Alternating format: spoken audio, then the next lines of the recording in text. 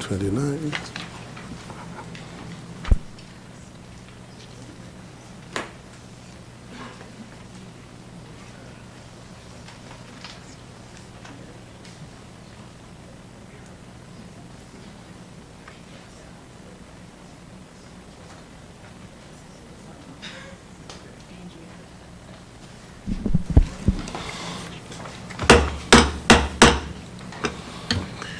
Good morning.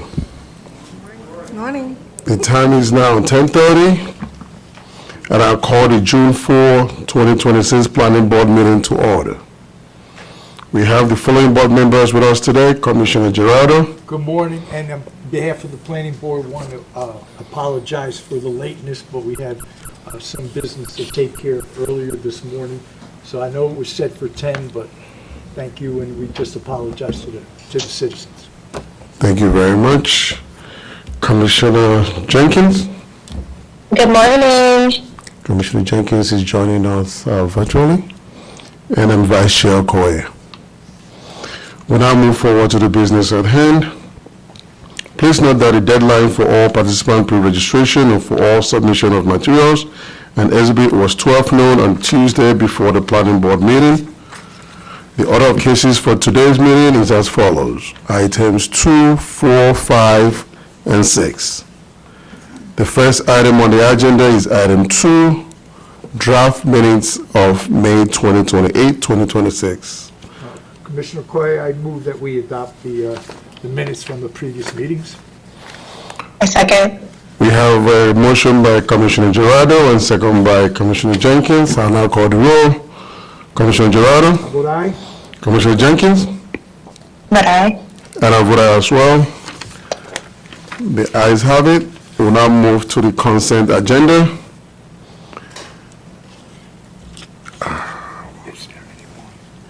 Is there anyone who wishes to oppose the staff recommendation of the consent agenda items? Is there any board member who wishes to discuss these items? I see none. We'll look for a motion to approve the consent agenda. Commissioner Coy, I move that we take the adoption of the consent agenda on items 4A and 4B, with 4D and 4E having been removed this morning. Okay. A second. We have the motion by Commissioner Gerardo and second by Commissioner Jenkins. I will now call the roll. Commissioner Gerardo? I vote aye. Commissioner Jenkins? Aye. And I vote aye as well. The ayes have it. We now move to the regular agenda items. The first item on the agenda, item 5, detailed site plan TSP-25002 Metro City. We will now hear from staff who will present this item. I will now open it. Good morning, Mr. Vice Chair and members of the Planning Board. For the record, I'm Meng San with the Urban Design Section. Item number 5 is detailed site plan DSP-25002 for Metro City.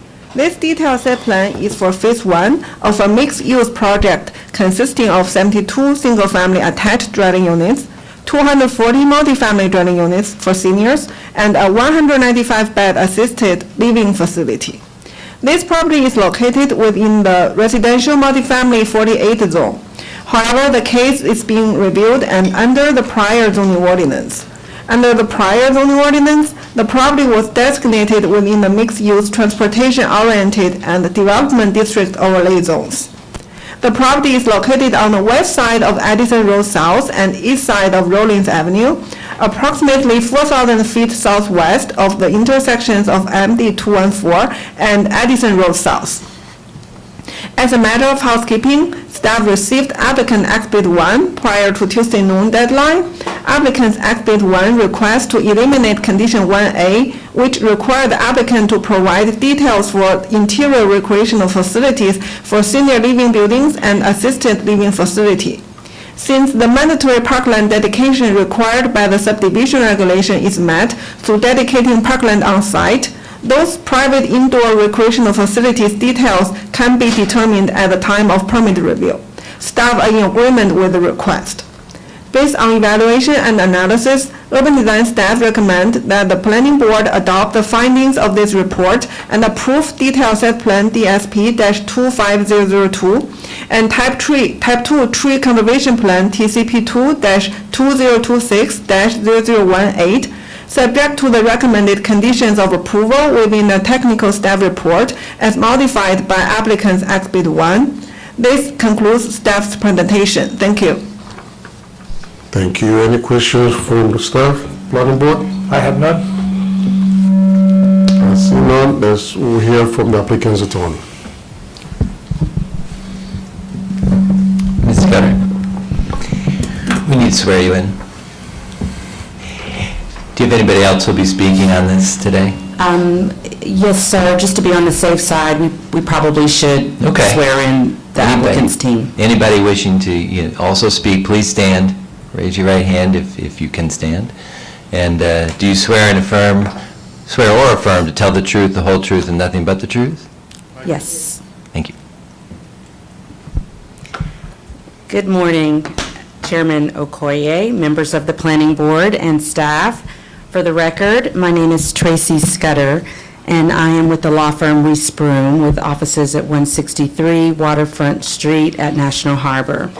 This morning, I have the pleasure of representing Metro City LLC, the developer and owner of the properties that comprise the subject detailed site plan application, DSP 250002, that is before you this morning. I would like to start by thanking staff for their review of this case and for the presentation we just heard. This morning, I am joined by our core team members, some of whom have joined virtually and some are here in person. Representatives from Metro City LLC are present, Andrew Interdonato and Mr. Neil Bobbis. The applicant's civil engineering team from CDDI are also here, Masood Tawhidi and Milton Perez. Ms. Tanika Felder is the project architect, and she is from the Felder Group. The applicant's civil traffic engineer is Mike Linhart, and I believe he's joined virtually. He's with Linhart Traffic. And we also have MVR here, represented by Michael Cranius and Matthew McHale. As staff just presented, this project was previously approved under DSP 20012 on February 11th, 2022. And before that, of course, the property was approved for rezoning under the conceptual site plan application, went through subdivision, and again, received detailed site plan approval. All of the prior applications were approved with wide support from the surrounding community. This particular DSP application is a new application that had to be processed for two reasons. One, to receive a new validity period for the detailed site plan. The prior DSP that was approved for this project, DSP 200012, expired. So this is essentially the same plan this board approved previously. Number two, we're coming back to update the architecture for the townhomes. There have been some minor adjustments to these homes. I would like to just quickly note some items that have also been accomplished since the approval of the DSP 200012 in 2022 that demonstrate the project's continued progression. There was a water sewer category change application approved on October 18th, 2023. The applicant also successfully negotiated with the adjacent property owners regarding the required off-site easements and rights-of-way for improving Rollins Avenue. The property address assignments and tax ID numbers have been obtained.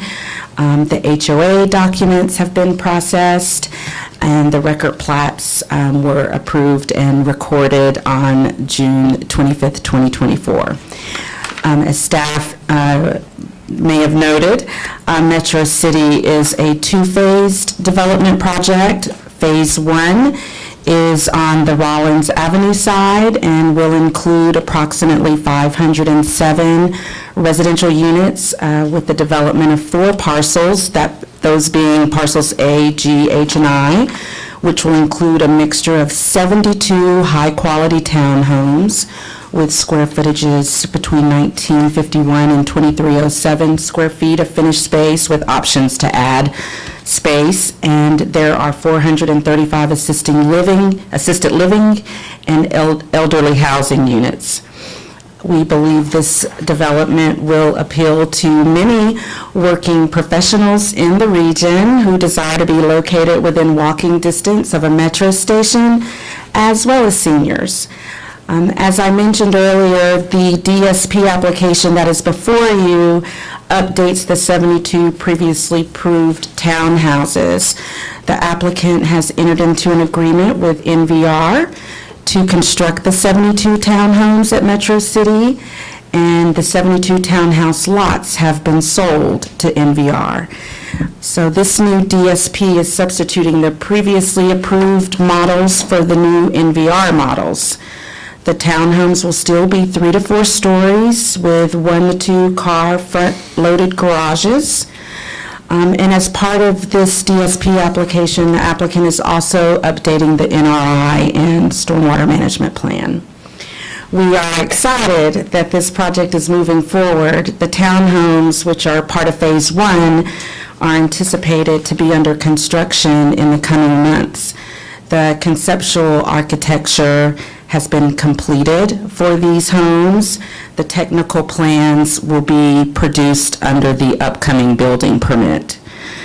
The applicant has had an opportunity to review the technical staff report and concurs with the findings and conditions of the report.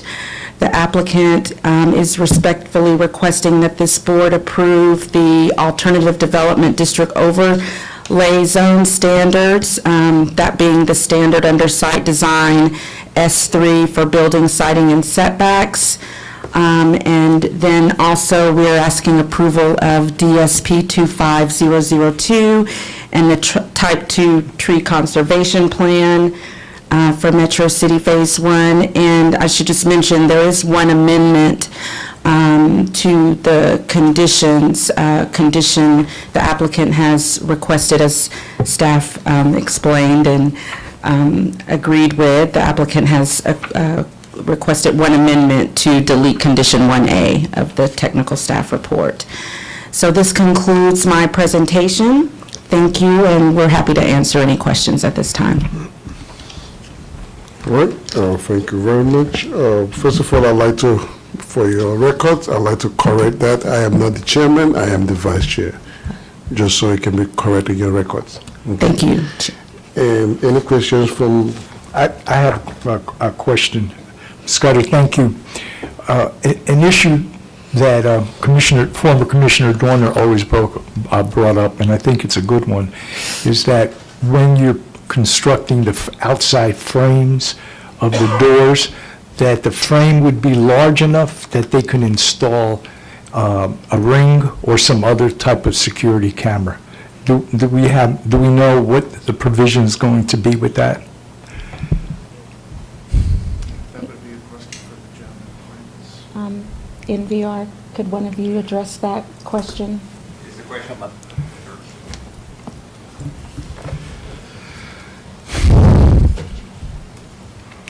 Good morning, everyone. Matt McHale, Division Manager for Ryan Homes that oversees this area. So the question, just to clarify, was will there be space next to the door for something like a Ring doorbell or similar? Well, the frame, usually they install them on the frame, the outside frame, Yeah. or something where the tenants or the owners will be able to install a security camera at the front door. So a security, Like a like a Ring. There should Yeah, be space or for some. simply say- There should be something of that size, where that doesn't require a ton of space. And that's pretty common. If you drive through any development that we've got actively under construction, you'll see a certain percentage of the homeowners choose to do that. So there would be space there. Okay, good enough, all right. Thank you. Thank you.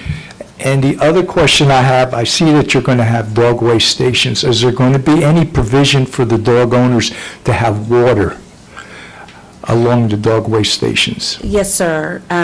There is one dog watering station and along the Cabin Branch Trail. Okay, thank you. You're welcome. I have no further questions. One question that I have, just for clarity, we've had issues where we approved a lot of days and we don't see shovels on the ground. But I was happy to hear when you said that you're breaking ground in a few months. Do you have a date? I think I overheard earlier someone say September. September or October. September, October. Get his name? Do you want to come up, Mr. Internado? State your name. Hi, Mr. Vice Chairman and members. We're looking at either September or October of this year to physically start the site grading for the project. So we're at the point where hopefully we get an approved detailed site plan and we can continue with our technical engineering with that goal in mind. Thank you very And much. that's phase one. Pardon me? That's the phase one, correct? Yes, yeah. Thank you.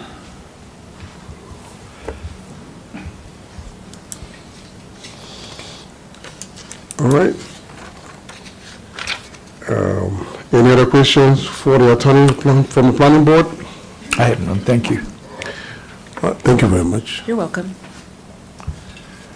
We will now take the testimonies from those who have signed up to speak on this item. Any testimonies? Do we record it?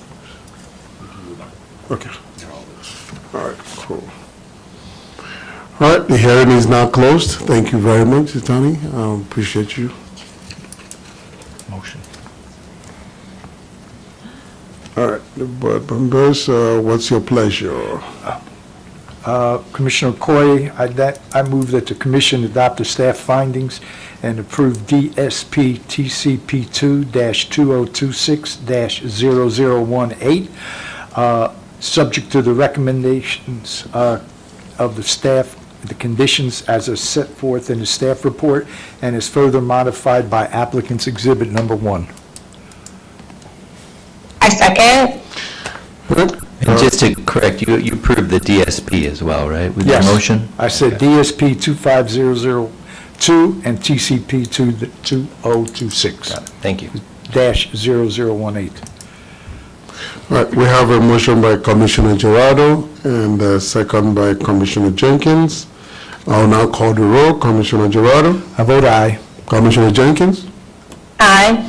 and I vote aye as well. Thank you all The very ayes have much. it. Have a great one. The next item on the agenda is item number 6, Community Planning Division, Missing Meadow Housing Study Briefing. We will now hear from staff.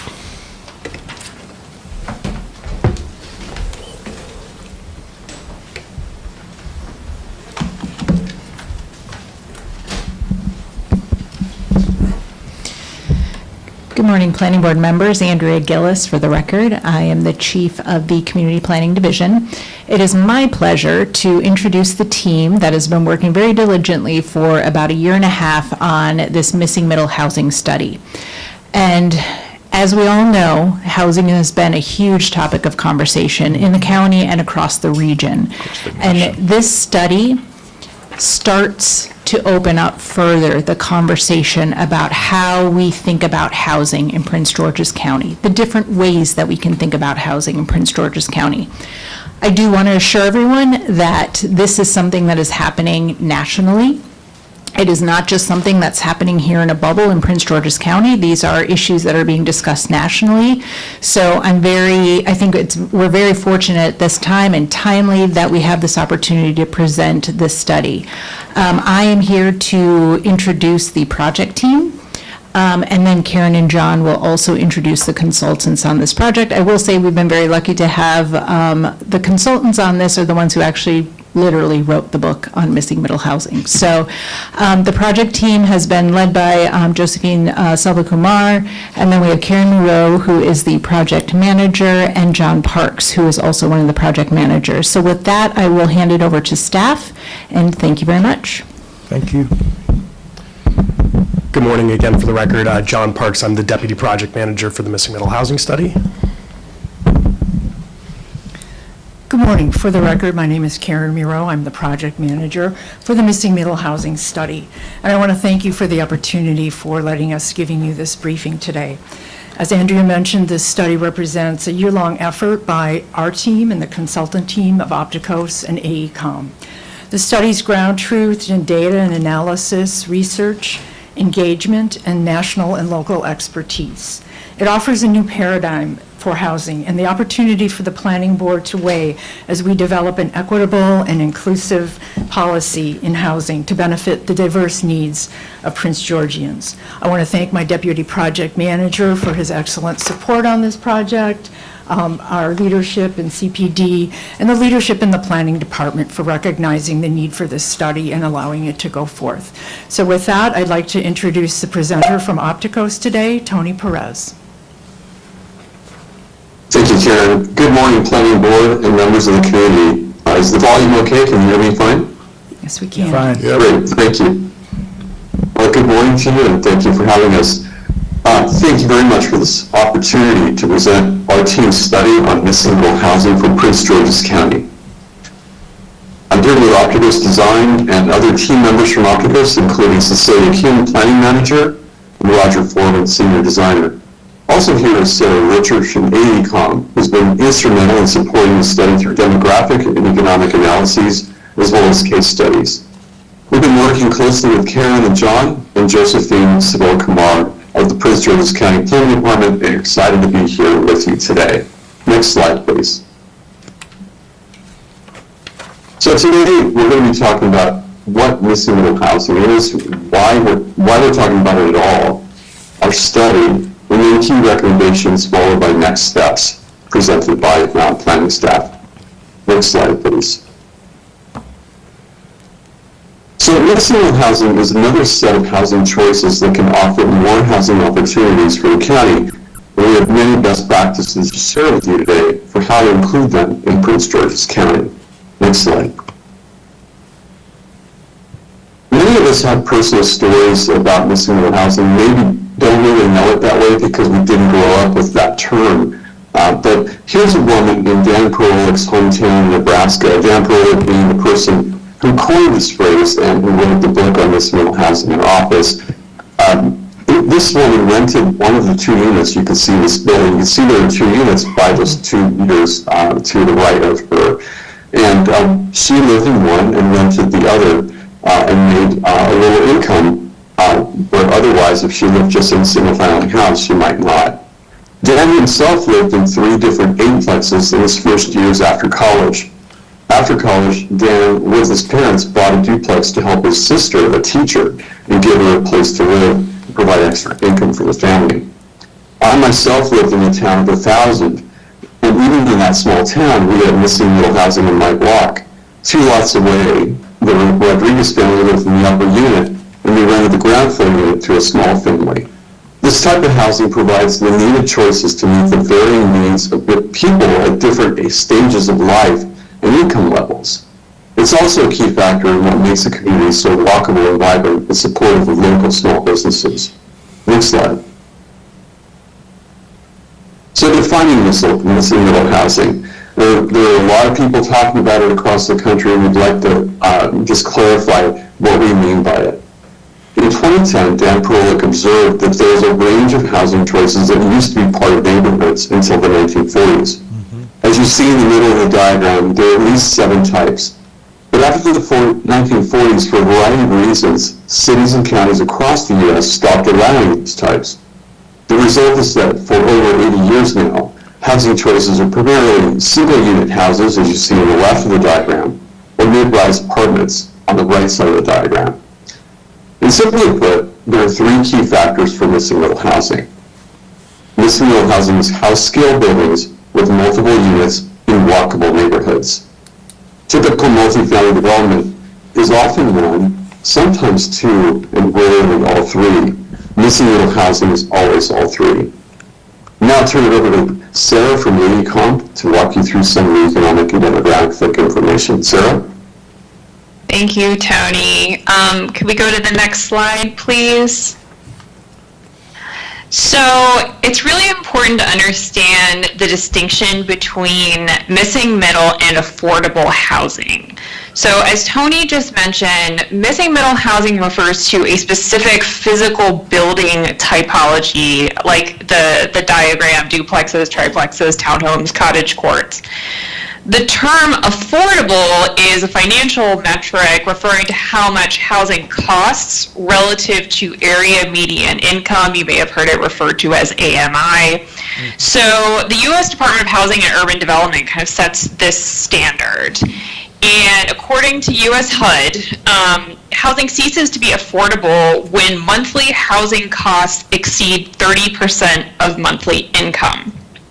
So there's a lot of overlap here. You can have affordable missing middle housing. In fact, a lot of missing middle housing, because it is smaller scale, is termed naturally affordable. So, you know, it might be older, it wasn't necessarily built as a subsidized effort, but it is naturally affordable because it's smaller. Perhaps it has, you know, fewer upgrades, but it's still quite livable and habitable. You can have market rate missing middle housing, you know, purpose-built missing middle housing that is rented or sold at market rates, not as affordable housing. So I think it's really important to make that distinction, and we're happy to answer any questions about that during the Q&A period. But I want to go ahead and, if we could move to the next slide, we want to talk a little bit about the market for missing middle housing. So it's actually much more diverse and wide-ranging than I think a lot of people realize. So, you know, it can include young professionals, small families, empty nesters, single people of all ages. You know, people choose missing middle housing for a wide range of reasons. Some of it's preference. Some people just prefer a smaller footprint. Cost is definitely a factor. Location, you know, if it's close to transit, close to amenities, people might choose to live in a smaller unit to be able to access those things. There's also physical limitation. So, like the example that Tony just mentioned, I also have a personal story. My mother is the perfect example. She's 75, and we recently moved her out of the 2-story, 4-bedroom home that I grew up in because she simply couldn't physically manage a house and a yard, and now she's on a single-level 2-bedroom apartment and perfectly happy. We tried to tell her she would be happy, but she didn't believe us. So, you know, there's all kinds of different reasons why people might choose to live in missing middle housing. So if we could move to the next slide. Through this study, we attempted to quantify what is the gap in Prince George's County of this specific product type. So, you know, we use data from the American Community and American Housing Survey, which you may be familiar with, to try and understand, you know, on a basic level, particularly as the county continues to grow, what is the gap in this particular product type? So the way we defined it for our analysis was units within a 2 to 9 unit structure. So in order to calculate this, we had to understand, okay, what is current supply of missing middle housing in Prince George's County?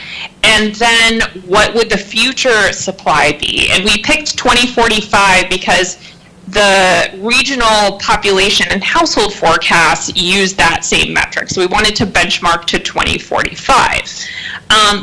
So again, in order to kind of understand supply, the county currently has about 36,000 units in these 2 to 9 unit structures, which is about 10% of the county's total housing supply. So to project supply, we just made a basic assumption that the county would continue to add housing in that category at the same rate, which has been since 2013 about 1% a year. So that would result in a little over 8,000 additional units between now and 2045 that meet that missing middle definition. So then we had to define what the market demand would be. And again, this is based on available data. It's based on, as Karen mentioned, we had a really great stakeholder engagement effort associated with this. And so we talked to a lot of folks, and I think we were able to ground truth some of this data. So we simply defined our market as 1 to 2 person households, so small households. Now, we felt like that's about 60% of county households actually are 1 to 2 person, which might surprise you. We felt like it was making kind of too much of an assumption to assume that all those households want missing middle. There are lots of reasons why people might want larger housing, even if they're only in 1 to 2 person households. So we thought a conservative estimate would be to cut that in half. Assume half of that 1 to 2 person household population would like to live in a missing middle product type. So projecting that forward using 2 different methods. So one was the MWO, the Metropolitan Washington COG, Council of Governments forecast of population growth, household growth. That was a little bit more conservative. So that would result in a deficit of around 12,000 units of this product type in Prince George's County by 2045. We also wanted to look at recent trends, and obviously, we all wish we had a crystal ball, but we don't. So that's one reason we do 2 forecast methods, right? So if the county actually continues to add households at the same rate as it has since 2013, that would result in almost 25,000 units, a deficit of missing middle housing. So again, I mentioned, if the county continues to add missing middle housing at the same rate, which is a low 1% per year rate, this is kind of the range that we're looking at. So this is a pretty big deficit of this product type. So I think let's go to the next slide. And this is to kind of better define, we're talking about affordability and missing middle housing. So you all may have heard this term housing cost burden before. So I mentioned the way the U.S. Department of Housing and Urban Development, U.S. HUD, defines affordability is, no more than 30% of monthly income, right, is spent on housing costs. Once it starts to exceed that, those households are considered cost burden. So we actually looked at current Prince George's County households, how many of them approximately are spending more than 30% of their income on housing. So when we split it into owners and renters, the renter population by proportion had a much larger housing cost burden, 72%. But overall, including homeowners and renters, you're still talking about a third of the county. So housing cost is a challenge. A lack of diverse types of housing is a challenge for Prince George's County. And as I said, we saw this in the data. We also ground truth this in our discussion with stakeholders. Next slide, please. So again, to Tony's point, this is why we call it missing, right? It's a product type that actually is in pretty high demand. But the supply, and this is not just a Prince George's County problem, I'm sure Maryland as a whole, Virginia, the Mid-Atlantic, this is chronically undersupplied for all types of reasons. But that's one reason, there was the impetus for this study, because the county understood that this was a challenge. So I think next slide, please. And Yeah, then thank you, back to Sarah. you, Tony. Yeah, so as the need for more housing choices increases, some of us are starting to trade the amenity of space for the amenity of place. For example, I know several empty nesters in a house too large for the two of them, but where they live, their choices for a smaller place to live aren't appealing. So they're occupying the house that a growing family could use, but because they don't have nearby choices that appeal to them, they can't leave and put their house in the market. Next slide. Next slide, please. Thanks. So a 2017 survey by the National Association of Realtors found that half of those interviewed would rather live in an apartment, condo, or townhome if they could easily walk to shops and food, amenities, in a walkable neighborhood. In addition, 3/4 of those interviewed said they'd be willing to pay more for such a place. This is great news as it aligns with the major goal of the Prince George's County and the Planning Board to support local retail restaurants, healthy food options, and bringing more business to local shops. Missing Middle Housing can support this goal by providing neighborhood centers, main streets, and downtowns with additional customers living in house-scale buildings that fit well in existing neighborhoods. Of course, it's important to align opportunity areas with Plan 2035 centers, transit, and existing infrastructure. Next slide. You might be asking yourself, isn't Missing Middle Housing already allowed in Marina County? Great question. It is in some zones, but the allowed density or other standards end up not allowing more than a duplex or a townhouse. In other zones, it is not allowed at all. For example, in RE, RR, RSF 95, and RSF 65. In other zones, it's allowed, but so are tall and large buildings. And in those zones, it's likely that the land is valued assuming tall and large buildings and not missing middle, even if it's allowed. So the tall and large buildings are likely what would be built. Next slide. By the way, can you go back to that slide for 1 second, please? Thank you. So the image on the right is an image of a project that our office is building through a developer in Erie, Pennsylvania. And I call it out to your attention because this idea of scale and size we're going to talk about a lot here coming up. And you can see the buildings that are highlighted in the center of the slide are similar or equal to the same size of houses in the neighborhood. Next slide. So we're going to talk now about defining it again a little closer and why it's important. Next slide.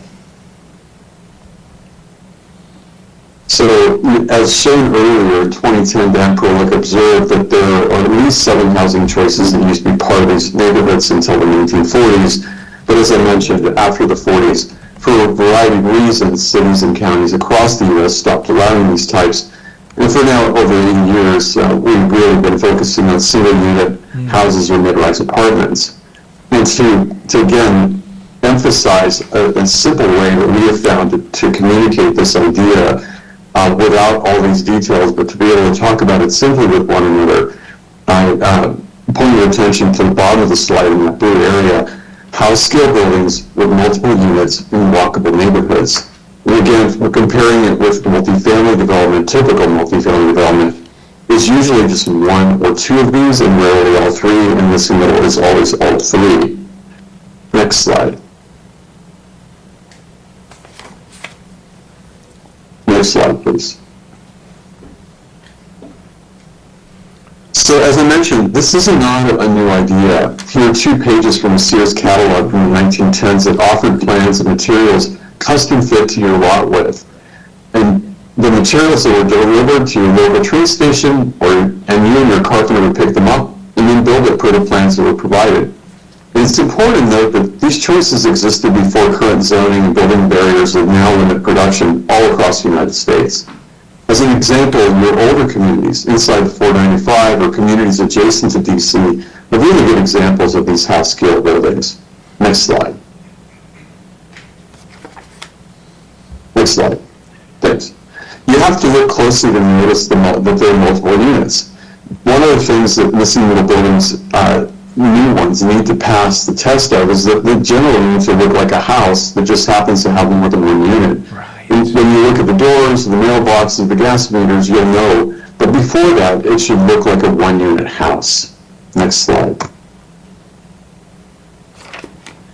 The building photo on the left is house scale because it's 2 stories and as wide as a typical house. It happens to include 4 units, but until you know that, it looks like a house. The size and massing have everything to do with that. In the diagram on the right, you see that we recommend missing middle buildings not be wider than a certain distance, in this case 55 feet, or longer than a certain distance, 65 feet in this case.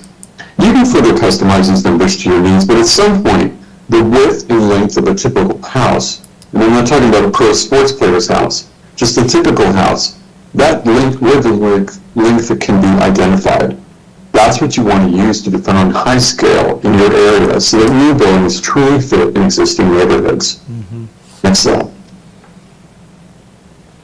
Being clear about house scale size is really important. Here's an example of 2 residential buildings that offer nice housing opportunities, but the building on the right is not house scale. Why?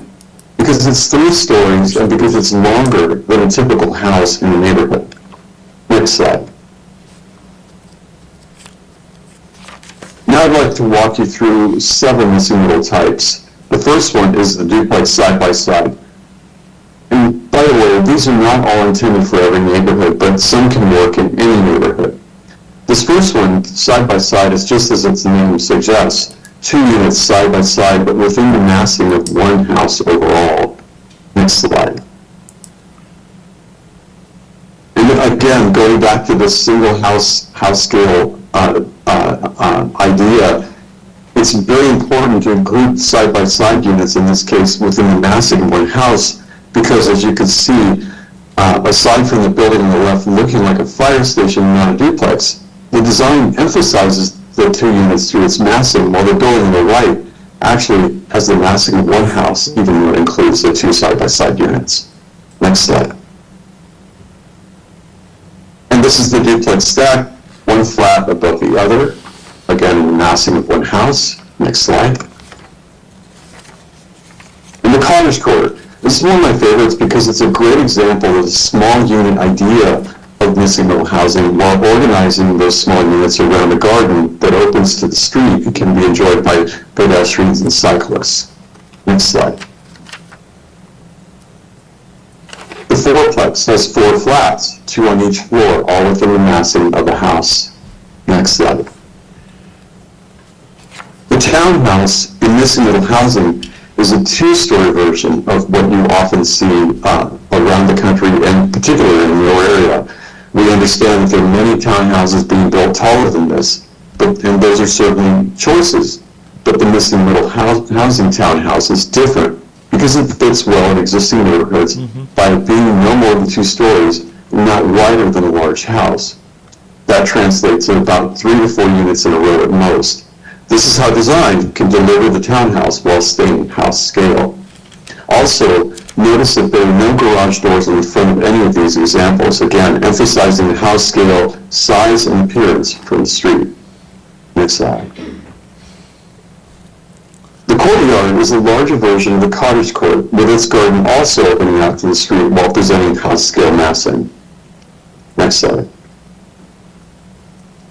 And the largest of the missing middle types is the multiplex, usually with 6 to 10, maybe 12 units, but never larger than a large house. Again, you might, if you're hearing this for the first time, you might think of a large house and think of an NBA player's house or an NFL player's house. We are not talking about that as a large house. It's something that you can define. By the way, the building on the bottom right is a brand new building, a year and a half, 2 years old, in a project we designed in Nebraska. Next slide. So what happens when 3 to 4 stories are needed when 2 stories of missing middle housing aren't enough for the location or the market? That's when upper missing middle housing is a better fit.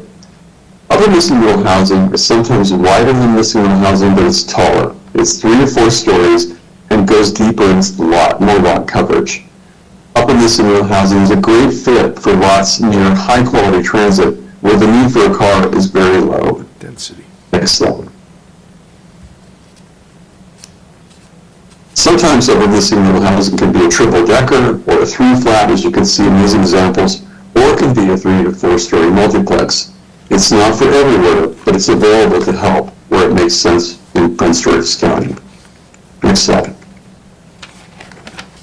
Now I'd like to talk about the study that we did and prepared for you. This study applied to all of Prince George's County, but focused on areas near transit, jobs, and other amenities. Next slide. We kicked off the process by interviewing a wide variety of stakeholders organized by Karen and John in a total of 6 virtual focus group interviews. A preliminary stakeholder list of approximately 100 interviewees was compiled from various industry groups with expertise in housing development, representatives of local neighborhoods, businesses and organizations, and pertinent county departments.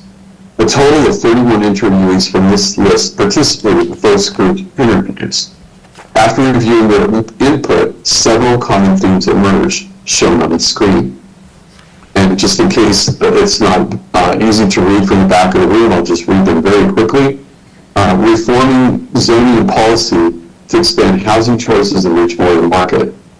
Streamlining the entitlement process to reduce financial risk for builders.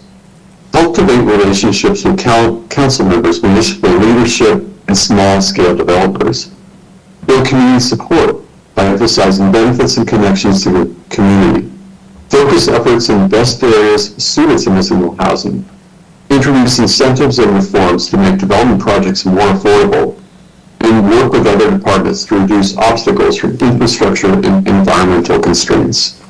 Next slide. We then evaluated the potential for missing middle housing by analyzing various types of locations where it could fit well. And you see the criteria that we used to guide this analysis. This analysis, it's on the right there of the screen. This analysis helped us understand the variety of physical contexts in which types of missing middle housing could work well in those locations. It's important to note that our approach is to focus where it should be considered in some of the existing zones and not treat it as a county-wide blanket approach to all parcels. Next slide. So what should be considered? Using the criteria, our analysis highlights opportunity areas in light blue on the left of your screen as those areas where missing middle housing is recommended and should be allowed. In the center of the screen, you see where the criteria overlap and produce a heat map of sorts showing focus areas. These areas are a subset of the opportunity areas, and these focus areas are especially suited for missing middle housing. The pink areas are outside the growth boundary and are not recommended. On the right-hand side of the screen is an analysis of how the current zoning supports missing middle housing or not. The tan are areas where missing middle housing is not currently supported by current zoning. Orange are areas where modifications are needed to support missing middle housing. And purple are areas where the allowed intensity, the height, the density are too high for missing middle housing, as mentioned, that large buildings are allowed and large buildings would likely be built in these areas. Next slide. So then we visualize what missing middle housing could look like on specific lots, and here's an illustrative site visualization we prepared to demonstrate how it could fit and what it might look like on an existing publicly owned parcel in Riverdale, identified for us by the community. This shows 1 duplex and 2 triplexes for a total of 8 units offering home ownership opportunities. Next slide. Here's another illustrative example on a different site, one across from Purple Line Transit Station. This one shows how the site could start with 3 to 4 story upper missing middle along Riverdale Road and then transition to smaller buildings using 2-story missing middle housing. And this strategy can be applied to other large sites where higher intensity is expected along a corridor and where there's also a need to transition to smaller, lower intensity neighborhoods nearby. These examples also offer home ownership opportunities. Next slide. And here's Here's a visualization of what that example might look like, showing the taller upper missing middle buildings along the Riverdale Road, while two-story missing middle buildings serve as a transition to adjacent neighborhoods. Next slide.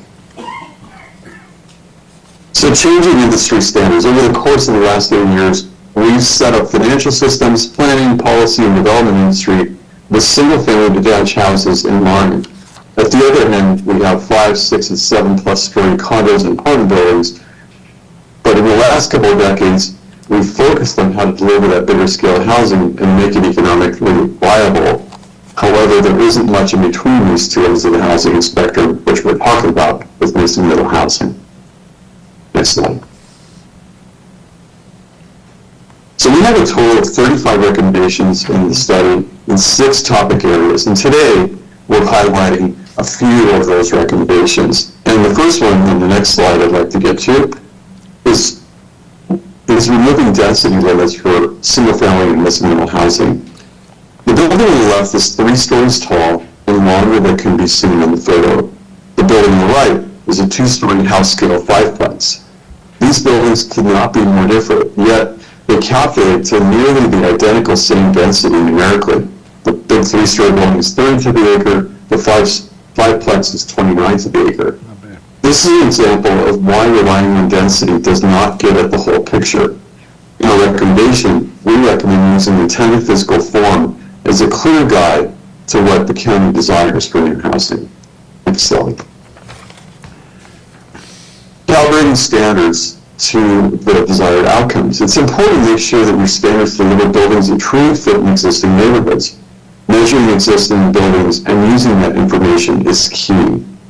You can see avoiding outcomes like the one on the left are not just about words and numbers, it's really about getting the words and numbers to match up with the outcomes that you're trying to fit these buildings in existing neighborhoods. Next slide. Even the playing field is very important also. How do we do that? Why do we do that? Most of our regulations are written to incentivize a single-family house, and we need to even the playing field for middle housing. Single-family homes and middle housing are not on the level playing field in most American cities, and most missing middle projects typically have to overcome the list on the screen. Higher impact fees, complex processes, higher building cost per square foot, because typical multifamily developments are a lot larger projects than missing middle projects. Usually more parking, lack of developer experience with this new type again after 80 years and not being allowed. And so it's very important to not just allow it, but to encourage it and incentivize it through your standards and fee systems and processing. Next slide. A key barrier to feasibility, financial feasibility, is the cost of construction. The International Building Code, or IBC, treats 3 or more units the same as larger buildings with many more units. This is an important barrier to address because we're seeing this translate in our projects to about 25 to 50% more cost in terms of plumbing, electrical, fire separation, plant preparation, additional inspections. Larger apartment projects can absorb this, but for small missing middle projects, this is difficult to absorb and still try to be financially feasible. I want to be very clear, we are not talking about reducing life safety considerations. We're talking about achieving life safety in these small missing middle buildings while right-sizing requirements and reducing costs. And we're seeing this getting national attention because cities and counties have found that even if they address the other barriers, these costs are still enough of an obstacle to missing middle implementation. We are now seeing jurisdictions adjust their International Residential Code, or IRC, to allow up to 4 to 6 units instead of the current maximum of 2. And the ones with most progress across the country are here on the screen. And it's interesting that Tennessee was able to find a compromise to get to this change in their IRC by going back to the size of missing middle buildings. They revised their definition of this category of buildings to essentially describe what I've been talking about today, house scale. Their definition doesn't say house scale, but when you read it, that's what it's essentially talking about. Next slide. Facilitating development of public land. Often, due to the low number of developers currently experienced with mixed-use housing, pilot projects are often helpful to demonstrate how these housing choices can truly fit well and be a proof of concept for a wide variety of stakeholders or skeptics or maybe interested people on the sidelines. So county-owned parcels are a great opportunity to get partners and staff who are on the same page and want to see this work. Next slide. Thank you to the task force on streamlining the processes and their work so far. We echo their support for simplifying site plan review processes and providing expedited timelines for missing middle plan reviews to reduce permitting time and holding costs. This will effectively improve predictability and reduce holding costs for developers with a smaller financial outlay for the public sector, if any at all. The site plan review process should mirror the process for the construction of single-family detached housing. After all, missing middle is the same size as single-family houses. Next slide. One way that cities have started to incentivize missing middle is through pre-approved plans. In South Bend, Indiana, which has a weak market and low land values, they have a lot of vacant infill parcels. The zoning code removed the existing regulatory barriers, but the cost to build and new units was still really tough to pencil out and make feasible. But the city is seeing missing middle happen through the pre-approved building plans for cottages, carriage houses, and duplexes, the tax abatement program for new home construction citywide, program for the cost of sewer hookups for new infill housing. These three incentives have been a key step in encouraging smaller and nonprofit developers to add these mixed-middle housing types to their portfolio.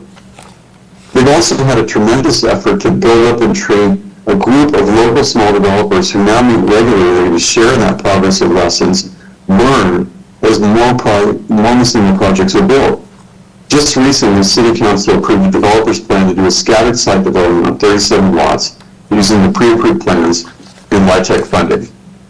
Anything that can be done to promote new construction that is more affordable is welcomed. Next slide.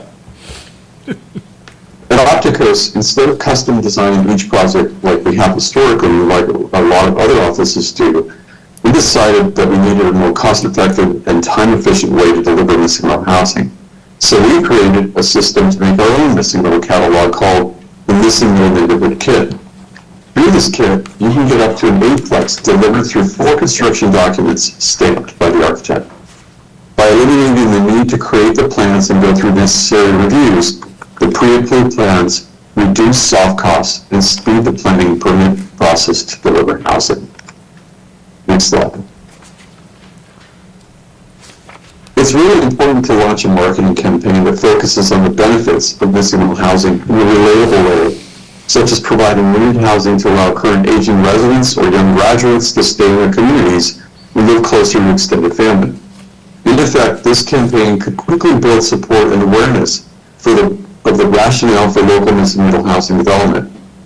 It's important to frame missing-middle housing as a pressing and necessary way to accommodate future growth and support expanded housing choices for existing residents. I just want to mention, we've been part of housing forums across the country where the main speakers in such a campaign were major employers, and they wanted to make everyone aware that they needed housing for current and new employees.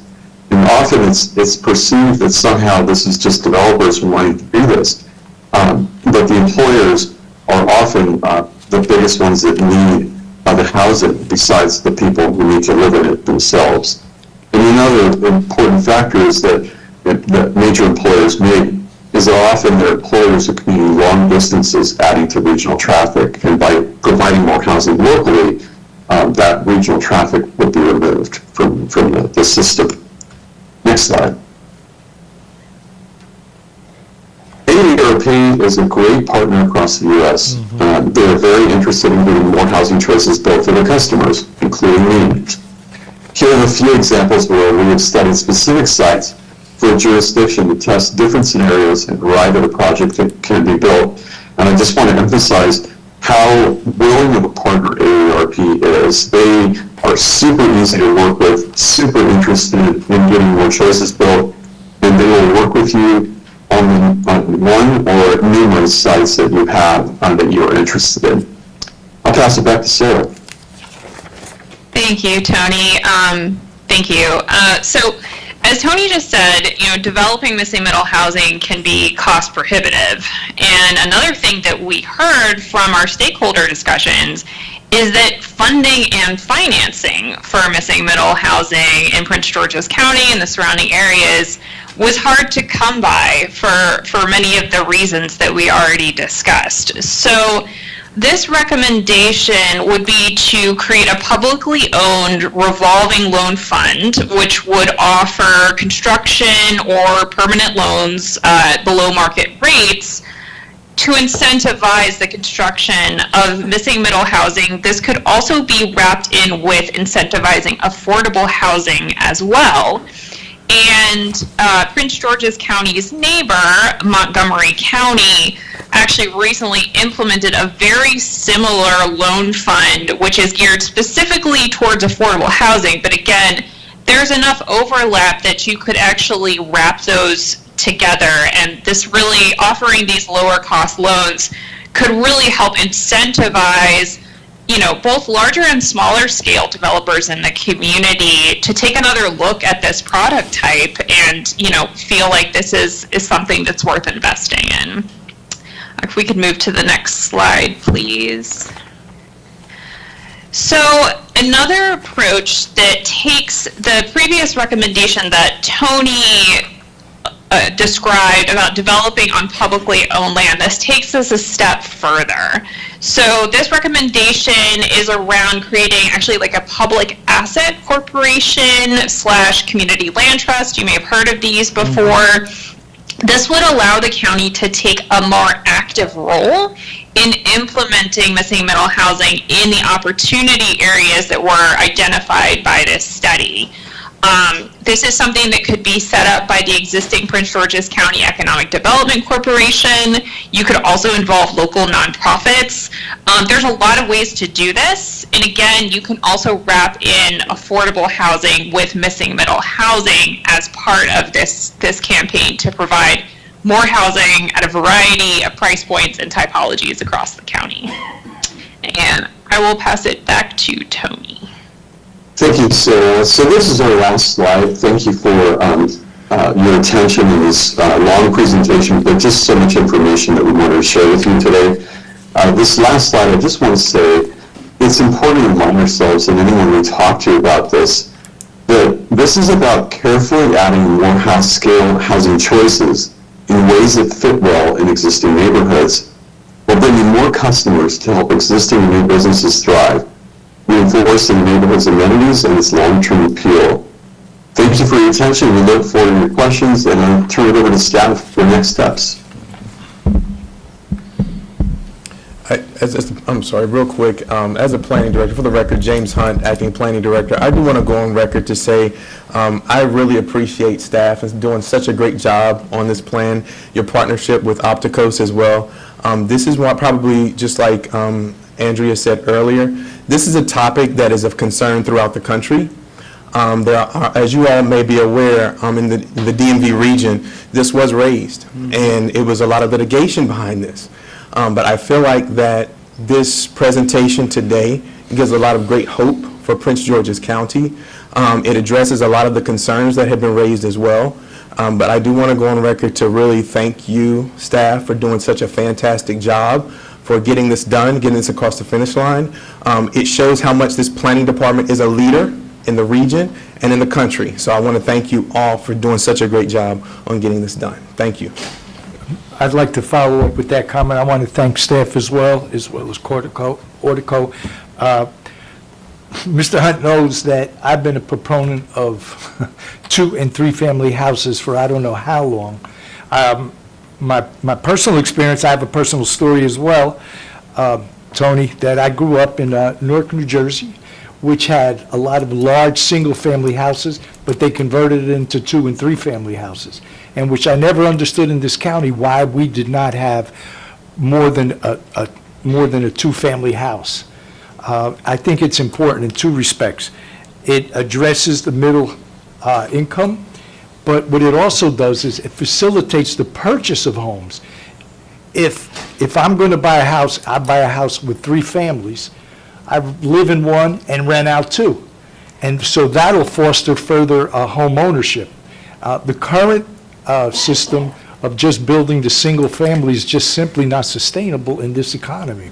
So I want to thank you again, and I look forward to seeing some of these changes, especially in the zoning and the housing types. Thank you. All right, so I want to join my colleagues in thanking you for immense work and the time that you guys put into this. I just want to know how long it will take before you bring the report back to us. You know what the timeline is? Sure. Currently, the consultants are working on the draft study, which we have reviewed, so there's a little bit back and forth with revisions and editing, and we expect the final study to be out sometime after we give the county council presentation on June 29th. So again, editing, revising, publications, I would say in the next few months, we have the final study available.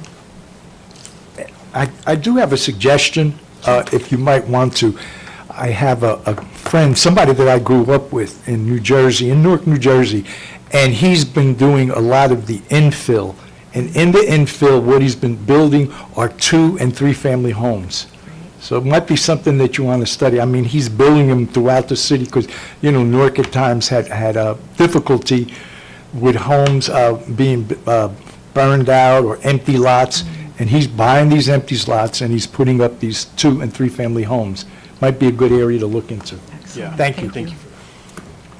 Okay, any other questions from the staff or from the planning board? I just have a quick comment and question, and I just want to piggyback off my colleagues. I really appreciated this thorough study and overview. I feel like I learned a lot. And just wanted to quickly ask about the consideration of ADUs. I know there's been a little bit of change in policy coming down at the state level, and I think, eventually may trickle down here. But just want to think about how, or if that has come up in the study, on a wish list, sort of, right? And how that could potentially impact the growth of this missing middle for the county. Thank you for your question, Commissioner Jenkins. ADUs, accessory dwelling units, are currently under mandate by the state to have a local policy in place by October 2026. And internally, working with the local ADU task force, legislation for that is being drafted. I just want to make sure that the audience understands that ADUs are single units. They're not considered missing middle units, which are, again, the multiple units. However, they are a great tool in the housing affordability toolbox and a great fit for many households all over the region. And real quick, I want to add that the county, just like Ms. Mira was saying, the county is undertaking a separate study associated with that. This document itself is touching on it, but it's not overstepping the boundaries of it. So we want to make it very clear. The county has their initiative, and so we don't want to overstep that role itself. We want them, because there are other aspects related to that, such as with the Department of Permitting, Inspections, and Enforcement as well. So we're all involved in that process. However, we're touching on it with this document itself, but don't want to really kind of step into that area because it really overlaps too much. So we're really focused on the missing middle housing right now with this study, but the ADU process is completely different that the county wants to undertake, and so we're participating with that at the same time. So that is going on. That's helpful. Thank you for clarifying. All right, any other question? All right, this will conclude the item for today's. Thank you very much, staff. Thank you. This will conclude the items for today's agenda. Thank you, everybody, for your patience. Earlier, we had a delay, but thanks for your understanding, and I'll see you next week.